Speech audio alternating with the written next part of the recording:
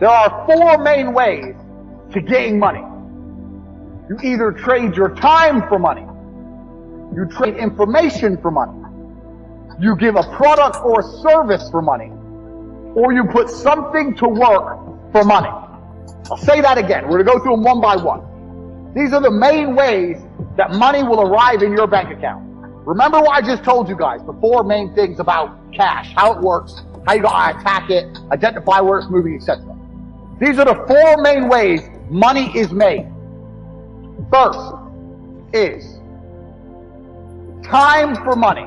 Now this is what most jobs are. And there's nothing wrong with the job. A lot of people are going to come and say, quit your job. No, there's nothing wrong with having a job. And it's better than doing nothing. But this is the first level. This is the first level on how to make money. So what you do when you have a job is, you give up your time to get some cash. So a guy will say, if you stand here all day, I'll give you X amount of money. And you agree. You give up your time to make money. The problem with giving up your time to make money is what? Who knows the problem with giving up your time to make money? I'll tell you the problem. The problem is, you only have a certain amount of time. It's very difficult to get rich if you give up your time for money because you have a certain amount of time. You need to sleep. You need to eat. You got other stuff to do. You haven't got the time to sit there and get rich that way. So time for money is great.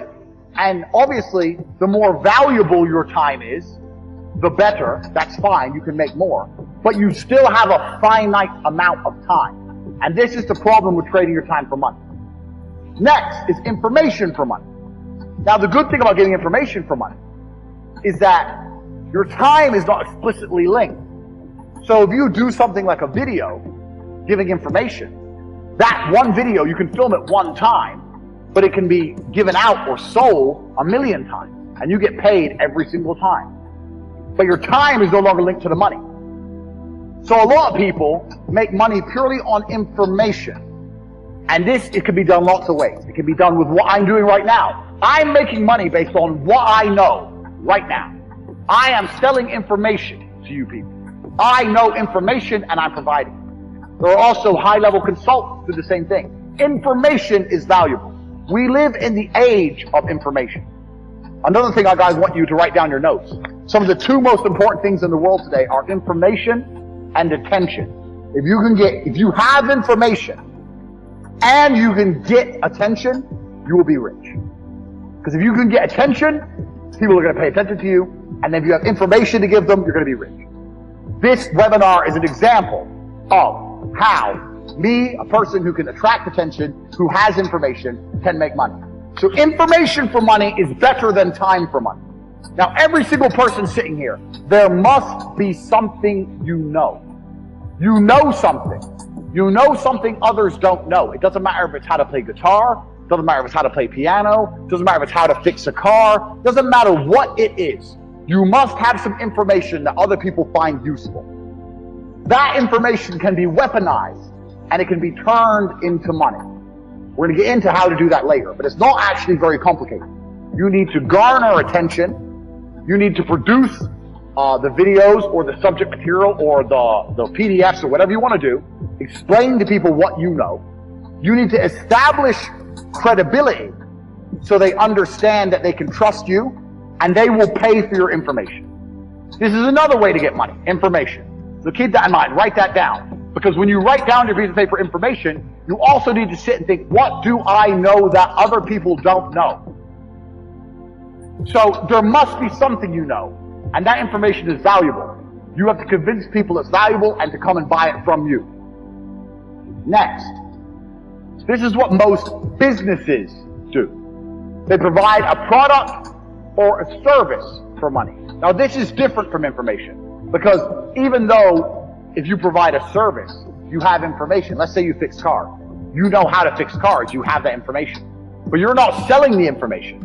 You're selling the service, which is different. The information would be selling me a book on how to fix my own car. The service is coming here and to fix it for me.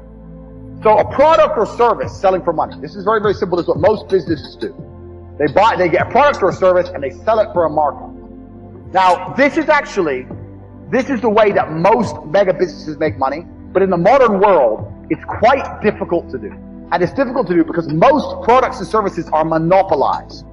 They're monopolized because everyone's already selling everything. And we live in a global economy now. And there's no product you can think of that I can't go to Amazon.com and find cheaper from China, and they'll sell it at a 1 penny, maybe 2 penny markup. So the product route is getting harder unless you're very, very unique and you build a brand, which is something we're going to get into. The service is fine, but you know what the problem with service is? Service is once again linked to your time. If you're providing a service, you're still giving up your time for money. Do you understand? So the product angle is difficult, the service angle is difficult, the time angle is difficult. So far, the only angle we have will allow you to make money scalable out and beyond is information for money. Next, putting something else to do the work for you. Now this is what corporations and the mega rich people do. They either get people to work for them or they get their money to work for them. So to keep their time free, they make other people or other things give up their time. So a company will come along, let's look at the slides. A company will come along with a service. It will advertise its service. It will then hire people, number one. It will get people to work for them. And then those people will give up their time in exchange for a wage, give up their time in exchange for a wage, and the company will keep money. So the owner of that company, although he has to manage things, his time is not explicitly linked to income. Now the super wealthy, what the super wealthy people do is, they get their money to work for them. And if your money works for you, it's even better than people, because people need to be managed a lot more than money. Your money doesn't need to be managed. Money just works. So if you have millions of dollars and you put them in a 10%, you can get a 10% return, or even a 3% return. You're going to be rich on the interest without doing anything. So making your money make you money is great, but you can only live off this money if you already have a lot of money. So let's go back through and analyze. Getting people to work for you is a complicated setup because you actually need to sell a product or service to get most people to work for you. Also, you need to people manage. So for a long period of time, you're not going to have your time free. This is the first thing. Second thing, getting your money to work for you, you need a lot of money to live off the work your money does. You need a lot of money to get this to happen. Most people don't have enough money to put their money to work to live off it. Now, you still should put your money to work. I want to talk about that. But you can't live off your money working. I can never be depressed if I never slow down. Speed is extremely important. Speed defies gravity. How does a plane fly through the air and defy gravity? Speed. It's moving too fast to fall. If you're always attacking life, if you're always doing things, if you're always making more money, if you're always traveling the world, doing this, doing that, new car, here, there, new podcast, meeting James English, boom, boom, boom. You know, if you're always doing things all the time, unhappiness can't catch you. But I also know that speed is a fantastic way to be happy all the time. I'm always looking forward to something. I wake up every day excited. I'll go do this today. I'll go do this today. I'll go do this today. And I very much live my life in a frame of, no, I have to do this. It's very much a, I get to do this. There's another thing that a lot of people make a mistake with when I talk to them, like, I have to go to work today. Change your language. I get to go to work today. Imagine you had no job.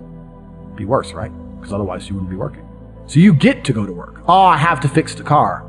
At least you have a car. You get to fix your car. Most people don't got one. I have to go get the kids. You get to go get the kids because you have these beautiful children who love you. You understand? People's, even their own language is wrong. The world can be framed. Maybe I'm completely crazy. Maybe I'm full of shit, like you said. Maybe I am. But the frames I've installed in my mind are all beneficial to me.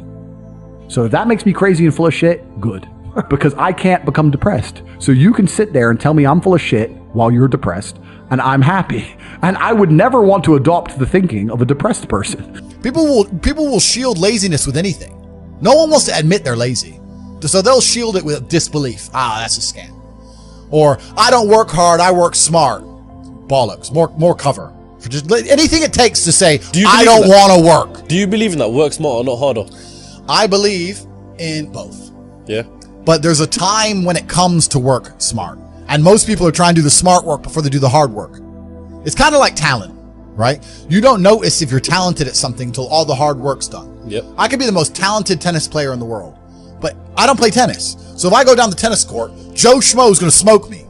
I don't get to see my talent until I've worked so hard that I'm in the top 1%, and now I'm beating them because I have some God-given gift. Yeah. You understand? Yeah. You have to do the hard work first. If there's no hard work, there's no smart work.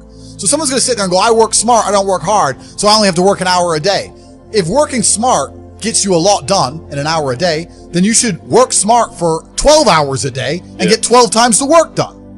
I am absolutely and utterly a believer in hard work. I'm a proponent of hard work. I have all this money and all I do is work. My entire life is work. This podcast is work. I'm getting in the car, I'm going to another meeting, work. I want to go to the gym so I'm in good shape, work. It's all work. My entire life is work.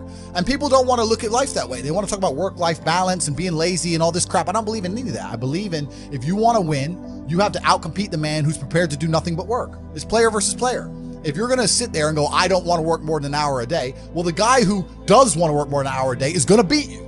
And no matter how smart you are, there's always a smart dude who's doing the same smart work you are for more hours than you're doing it. That's just the nature of the game. The way that humans work and the way that we've evolved as a species is that we don't really learn lessons unless they're learned the hard way. Yeah. I believe that unless a lesson is taught the hard way, you're not going to learn it. You can have so many near misses and people won't learn their lesson. Bro, you must know a guy who goes out there, nearly crashes his car, doesn't slow his ass down till he wrecks it. Yeah. Like, this is how people are, right? So you need that pain for the lesson to sting enough to really genuinely go inside of your mind. And it's the same with everything. It's the same with driving a car or business. Truthfully, if you want to learn a lesson about business, you're going to have to suffer at some point, right? So we always say that most people are not successful with their first companies, X, Y, Z, blah, blah, blah. I get that.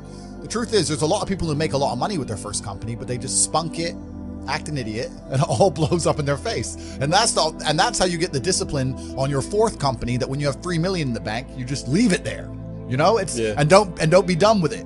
So you need to go through some pain. You need to experience some negative things. You need to have to a degree some trauma to really even learn any lessons. So yeah, business studies, you're right. The book, that's not going to teach you anything about business. You need to get out there on the streets. You need to make mistakes. You need to suffer. You need to have the tax man knocking at your door. You got to deal with all that stuff so that you make sure it doesn't happen again. I really think that humans are stupid enough to only learn the hard way. And life really doesn't have to be that complicated. When you see somebody that has something you want, you just got to try and work out how they got it. Yeah. And that's the missing part. Most people see people with things they want and they don't do the second half. They don't try and work out how they got that thing. Oh, my man has a Ferrari. Okay. I wish I had a Ferrari. Okay. They don't sit there and go for an hour, how did he get a Ferrari? It doesn't cross that part is the part they don't want to do, right? They just go, oh, here's a Ferrari, wish I had a Ferrari, and they go back to TV. Yeah. And that's why they lose. It's player versus player out here, man. It's on the street. It's not easy. For every dollar you make, for every pound you take, you took it from someone else. You don't make money, you take money. People don't understand the way that money works. You're not the Federal Reserve. You can't create money from thin air. Every single pound in your bank is money you took from someone else. And when I say take, I don't mean it in a negative way. You might have convinced them to give it to you. You might have a coffee shop. I'll give you a nice coffee. You'll give me some money. Cool. But you still took his money, right? So if you're out here trying to take stuff from other people, don't you want to have a team? You want to do it by yourself? You want to be Rambo? Because if you get two of you doing it. You get two of you. That's right. So the whole idea of this lone soldier, this Rambo, I'll do it all by myself, that's all dead, bro. You need to have a team. It's player versus player. And for the same reason, if you were out here on the street and you want to defend yourself, you want your boys around you. It's the same thing with trying to get rich. And you're laughing with your boys. Yeah. The brokey days are great. And I'm not complaining about being rich. Obviously, I worked hard for this and it's a fantastic life I live now. But I think without those brokey days, without those original days to compare it to, without that juxtaposition, then I don't think being rich would be fun at all. I think it's only fun because you can compare it to the days when you weren't rich. That's the only thing that makes it fun. The only thing that makes a $10,000 steak fun is that you can laugh saying how you never had 10 grand in your bank till you were 27 years old. Yeah. Like otherwise it's boring. Otherwise okay, steak. And I think if you're born with too much money, that you'll never truly be happy. I think you need the brokey days. They're the best days. They're the best days.